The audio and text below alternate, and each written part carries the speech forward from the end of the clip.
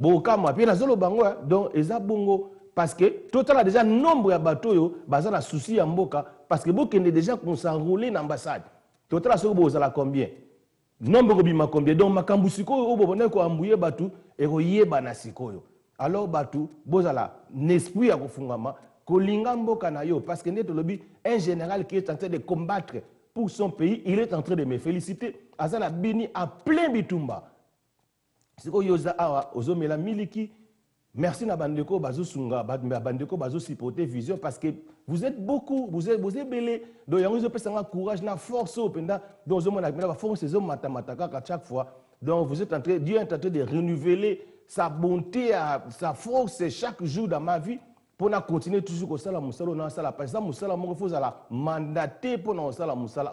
Ce n'est pas de nous à n'importe qui. Voilà pourquoi me tozo lo baka que tozo na système ya roté aka ba congolais système ya roté aka batu bolingo ya mboka na kimia yango ndele kino surtout ceux qui bolingo ya mboka ezate tu es en train d'amener la malédiction dans ta vie, tu amènes la malédiction dans ta famille, tu amènes la malédiction dans toute ta génération, c'est biblique.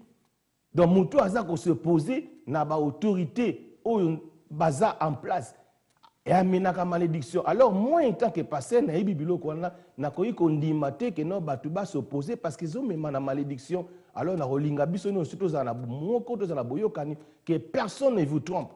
Toujours mon abatu musuba dès na lobi opposition eza sous-souté parce que vous allez vous opposer contre qui? Parce que l'élection au salama. Tu ko se poser nani? C'est que l'élection au salama mais au départ na biso tout ça rouler rapide.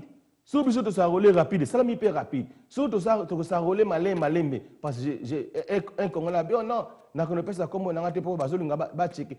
Kobanga na ndenge moko wa sakanate na zoe bate. Botu na bandeko bakenda kisasa bazala bango à l'aise. Batushaka mutute. Même o ba msu baloba baza combattant. Kende na ambassade azui visa kene pe kina kene bien. Ba yebi ete na kin ba yebi makambo na te. Donc, ok, ceux qui, tout le bana, dans le bana, ils vont comprendre. Ceux qui y ont le bac, ils vont dans le mboka, que aux gens besoin qu'ils ne quittent tant que ma camboya na famille na yo, ok, dans l'ambassade aux visa, l'ambassade va y que au salaire moi bambouye na yo. Bon, pour ni ban ambassade va fondre na kinité na nino na rapport que tant que y a bien muto salaire mobulo bien de connaître salaire mobulo va récupérer au l'ambassade parce qu'ils s'en foutent de cela. Et ça pays mo ça démocrate. Démocratie penezali parce que nazo sabino bakendaka na bango batuana bakendaka kenekin on bazo kendete parce que bazana ba nyongo ya batu ba mela batu ba mbongo na kin donc ba yiba ba mbongo batu na kin bateka ba mapanga batu basala ba vantiki na kin siko azo kendete pona batu wana nde bako porter ye plainte que soka keiba bi que non muyibi oyo ayiba kanga iboy muyibi oyo ateka akosanga ba melaka ngai mbongo visa ebele nazo sabino donc nga siko na yebi ba makambo na nyoso tout siko personne peut venir me tromper a ko distraire nga ke loba kino nazo bundela mboka pourtant que peut-être ba musu ba senta ba senga basi bakima siko yo distraire ngai awa polo ba ke zo bundela mboka ozana besoin kende kimte bo bundela mboka ba yebi yote kende ka na ambassade o mona ka ko za visa no kende papa kenda na ba matanga o ndeko na kufiso mutaketa lingite ou bien le suye moka alingi nete peut-être azala ba problème na ye na kini ya personnel oyo eta biso etali mutute baza libre parce que ba Martin Fayulu basala mobulu bakipa bango te ba mono nani oyo o mususu nani ceux qui ba komoda wana bossa na passer na kipa bango te basala ba diongo wana nyosto badiongo basala mobulu bakipa bango te parce que baza eza pays moko démocratie oyo bazotika mutalo banaye donc mutako loba na sala oyo no salingi mais na end of the day peuple mutu akoloba yango nazoloba ke peuple congolais yomoko il faut ofungola misu na yo yomoko il faut pona président na yo donc yomoko il faut loba et logo nini bo sala parce que to sala besoin mboka na biso baza na kimia ba investisseur bazala ebele do ba investisseur bazana ko banga te parce que bino bozo bang sara bato oh non mubule ko salama et pourtant bozo distraire bato ba investisseur bazolenga parce que ce sont des blancs bazana besoin mubulu te ce que ta bangolenga bakabimisa mbongo et sala mubulu bato e komi mubulu tana na baso elo moko soki mboka wana tango ezalaka kala bano ya mike bachangeaka bambongo na babalabala bazana basimba bambongo ebele basoda babotolaka bango te me na ntango ya kala omeka te soda kobotola mbongo no wana siko kanya masilisa babiloko wana nyonso donc à partir de la vision en chef de l'État dernièrement il m'avait dit ceci alobi na yebisa biso o tozala kati na diaspora awa abina yebisa biso toyeba ke mutu moko te akoki ko faire taire parce qu'il est en train de faire la volonté ya peuple. Alors c'est la volonté ya peuple. Peuple a besoin que baza na kimia bakulu na basila kimia ezala mutu asala mobulu te yango azo la volonté ya peuple. Alors c'est la volonté ya peuple azokende nango na sima ya vision ya notre chef de l'État. Donc personne ou akoki ko distraire na babiloko wana. Donc azo tenir ferme na décision d'État que un grand général au biso tondimie que mobulu peno che mobulu na ndenge que OK contre la loi. Okutana parce que ça mutami beko. Ya ça mutami beko azo sala mibeko ndenge sengeli. Yo sozo ke nego yiba ozo ke no menacer bato ozo sala mobulu ba soulèvement, ce sont des mobulu alors loi et olata yo. Oyo obeta mutu donc bato bazo raisonner na ndenge mystique yango na zolo bake.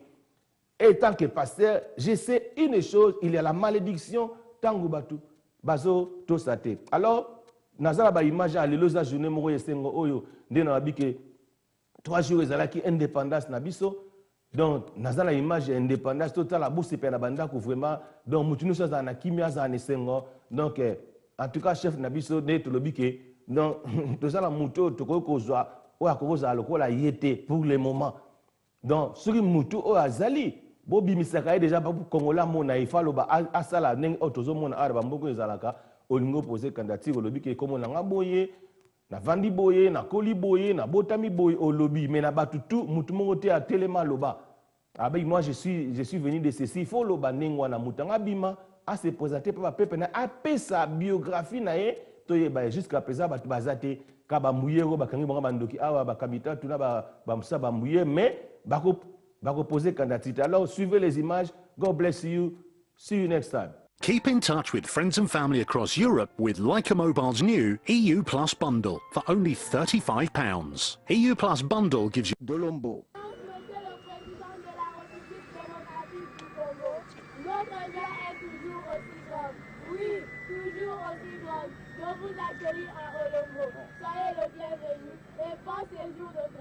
Le président de la République du Congo, Denis Sassou Nguesso, en personne, a effectué le déplacement de l'aéroport en vue de l'accueil du président Joseph Kabila Kabange, son homologue de la République démocratique du Congo, en présence des membres de son gouvernement, des administratifs et des officiers militaires commis à ce type de cérémonie. On a noté du côté de la RDC la présence du chef de la diplomatie congolaise, Raymond Tshibanda Ntongo Mlongo, arrivé à Oyo la veille dans la soirée par un autre vol, et de l'ambassadeur de la République démocratique du Congo en République du Congo, Christophe Muzungu. Le temps dépend des dispositions utiles de départ de l'aéroport vers la ville d'Oyo, 7 km. 2 chefs d'État ont échangé dans le salon officiel. La communauté congolaise d'Oyo, qui a été mise au parfum de l'arrivée du président Joseph Kabila à Oyo, s'est mobilisée comme un seul homme à l'entrée de la résidence des visiteurs de marque, brandissant des calicots et scandant des slogans à l'honneur du chef de l'État de la RDC.